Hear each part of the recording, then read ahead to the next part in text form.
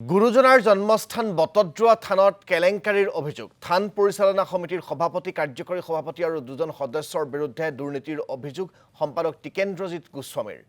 সভাপতি দেবেন্দ্ৰ নাৰায়ণ দেৱ মহন্ত কাৰ্যকৰী সভাপতি প্ৰভাত কলিতা সদস্য কল্যাণ কলিতা আৰু মানিক বৰাৰ বিৰুদ্ধে গুৰুতৰ অভিযোগ সম্পাদক গৰাকীৰ বিগত দৌল যাত্ৰা মহোৎসৱত ব্যয়বহুল বাজেটেৰে বুজন পৰিমাণৰ ধন আত্মসাতৰ অভিযোগ উত্থাপন কৰিছে টিকেন্দ্ৰজিৎ গোস্বামীয়ে সম্পাদক গৰাকীৰ সহি জালিয়াতি কৰি ধনৰ লেনদেন আৰু অনুমতিবিহীন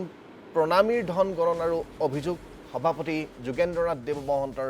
বিৰুদ্ধে দুৰ্নীতিৰ তথ্য ফাদিল কৰাৰ বাবে টিকেন্দ্ৰজিৎ গোস্বামীক মানসিক নিৰ্যাতন চলোৱাৰ অভিযোগ মই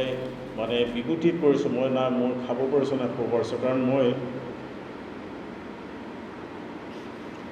সঁচাকৈ মানে বৰ ভাগি পৰিছোঁ মানে এনেকুৱা চিন্তাও আহিছে যে মই জীয়াই থকাটো বিচৰা নাই কাৰণ ইমান এটা ডাঙৰ অপবাদ মই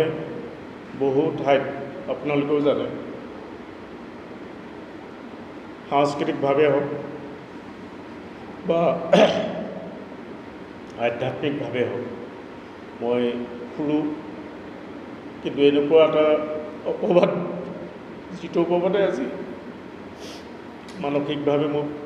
যথেষ্ট কষ্ট দিছে